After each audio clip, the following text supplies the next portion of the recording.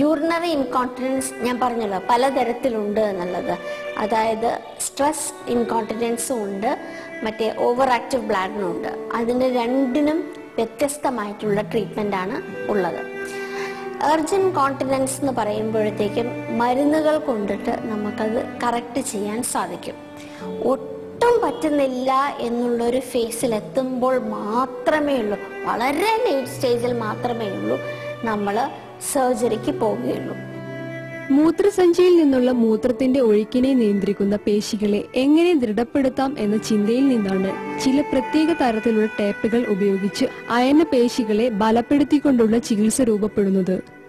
ഇത് ഒരിക്കൽ പേശികളിൽ വച്ചുപിടിപ്പിച്ചാൽ അത് ശരീരത്തോട് ചേർന്ന് കിടക്കും എന്നതാണ് ഇതിന്റെ വലിയ മെച്ചം എന്ന് പറയുന്നത്.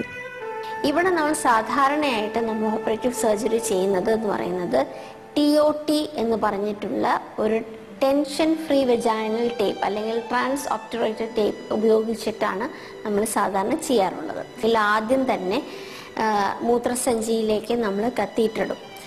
അതിന് മൂത്രനാളിൻ്റെ തൊട്ട് താഴെയായിട്ട് 1 സെൻറ്റിമീറ്റർ ജസ്റ്റ് ഒരു നിക്ക് മാതിരി നമ്മൾ ഇട്ട് വെക്കും.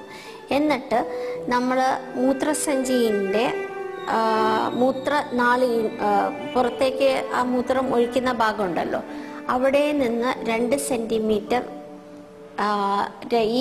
ഈ ഭാഗത്തേക്കും അതിൽ നിന്ന് 2 സെൻറ്റിമീറ്റർ കുറച്ച് മേലേക്കായിട്ടും ഒരു പോയിന്റ്സുകൾ നമ്മൾ മാർക്ക് ചെയ്ത് വെക്കും. എന്നിട്ട് നമ്മൾ പതുക്കെ സിസേഴ്സ് ഉപയോഗിച്ച് നമ്മൾ ഒരു ട്രാക്ക് ക്രിയേറ്റ് ചെയ്യുകയാണ് ചെയ്യുന്നത്. അത് ഒരു ബ്ലൈൻഡ് ആയിട്ടുള്ള പ്രൊസീജിയറാണ്. നമുക്ക് 2 സൈഡിലും ഈ ട്രാക്ക് ക്രിയേറ്റ് ചെയ്ത് കഴിഞ്ഞിട്ടുണ്ടെങ്കിൽ പിന്നീട് നമ്മൾ ഇൻസ്ട്രുമെൻ്റ് ഉപയോഗിച്ചിട്ട്, ഒരു ബ്ലണ്ടായിട്ടുള്ള ഇൻസ്ട്രുമെൻ്റാണ്, ആ ബ്ലണ്ടായിട്ടുള്ള ഇൻസ്ട്രുമെൻ്റ് ഉപയോഗിച്ച് നമ്മൾ ഈ മെഷിനെ നമ്മൾ പുറത്തേക്ക് കൊണ്ടുവരികയാണ് ചെയ്യേണ്ടത്.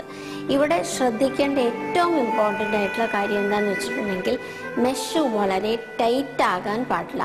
അതുകൊണ്ട് തന്നെയാണ് ഇതിന് ടെൻഷൻ ഫ്രീ വെജൈനൽ ടേപ്പ് എന്ന് പറയുന്നത്.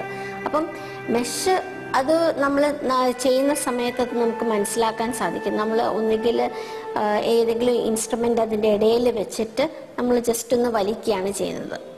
അതായത് ഒരു ഇൻസ്ട്രുമെൻ്റ് മെഷിൻ്റെ തൊട്ട് പിന്നിൽ നമ്മൾ വെച്ചിട്ട് ഒന്ന് വലിച്ചു കൊടുക്കും. സോ ദാറ്റ് അത് ഒരു ടെൻഷൻ ഫ്രീ ആയിട്ട് നിൽക്കും. ഭയങ്കര ടൈറ്റ് ആകാനും പാടില്ല, അറ്റ് ദ സെയിം ടൈം ഭയങ്കര ലൂസ് ആകാനും പാടില്ല. എന്നിട്ട് ആ 2 എൻഡും നമ്മൾ കട്ട് ചെയ്ത് കഴിഞ്ഞിട്ട് നമ്മൾ ആ 1 സെൻറ്റിമീറ്റർ തുന്നലിട്ട ഭാഗം നമ്മൾ ജസ്റ്റ് അടയ്ക്കുക മാത്രം. ഒരു ജസ്റ്റ് സൂച്ചർ ഇട്ടിട്ട് നമ്മൾ ക്ലോസ് ചെയ്യും. യൂഷ്വലി പ്രശ്നമൊന്നുമില്ലെങ്കിൽ പിറ്റേ ദിവസം നമ്മൾ കത്തീറ്റർ ഊരിയിട്ട് പേഷ്യൻ്റിന് പ്രോബ്ലം ഒന്നുമില്ല, യൂറിൻ പാസ് ചെയ്യാൻ സാധിക്കുന്നുണ്ടെങ്കിൽ നെക്സ്റ്റ് ഡേ തന്നെ നമുക്ക് അയക്കാൻ സാധിക്കും.